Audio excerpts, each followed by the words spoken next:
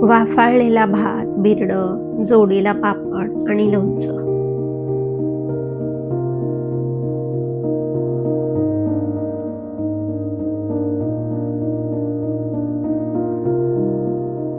मोड आलेले वाल साल काढून घ्यायचे आहेत.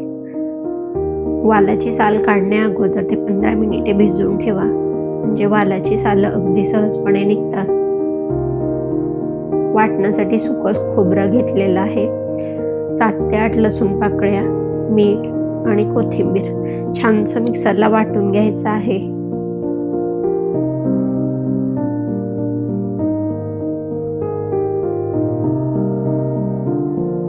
कढईतले तेल गरम झाले की राई, जिरे घालूया.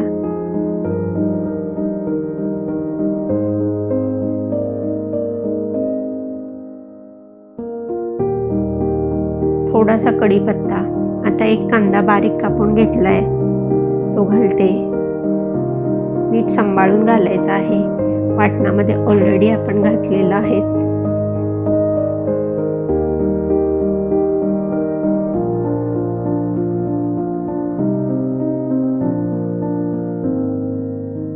कांदा भाजला की टोमॅटो घालूया. 2 ते 3 मिनिटे शिजवून घ्यायचं आहे. आता केलेलं वाटण ऍड करूया. चांगलं परतून घ्यायचं आहे.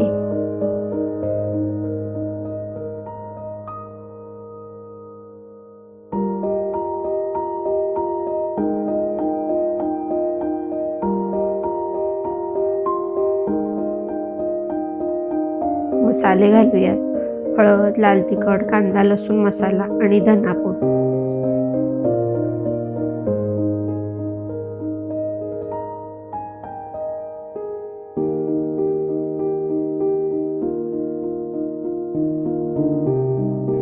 मसाले न करपता चांगले भाजले जावे म्हणून थोडंसं गरम पाणी घालायचं आहे.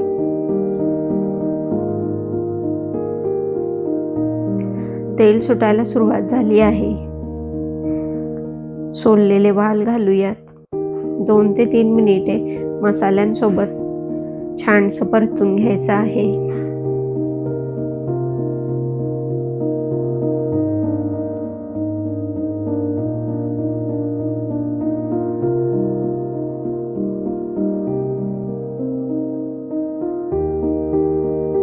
वरून गरम पाणी घालूया.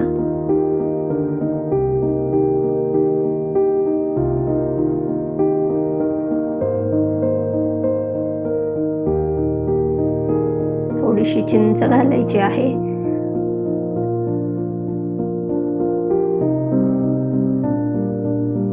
झाकण ठेवून 10 मिनिटे शिजवून घ्यायचं.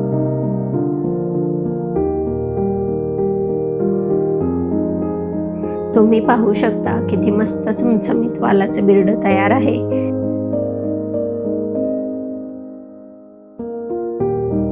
वरून कोथिंबीर घातली.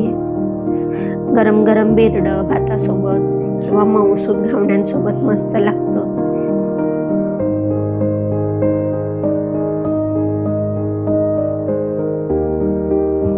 घावण्यांची रेसिपी तुम्ही बघितली नसेल तर नक्की बघा. भेटूया लवकरच. तोपर्यंत काळजी घ्या, घरच्यांसोबत स्वतःचीही.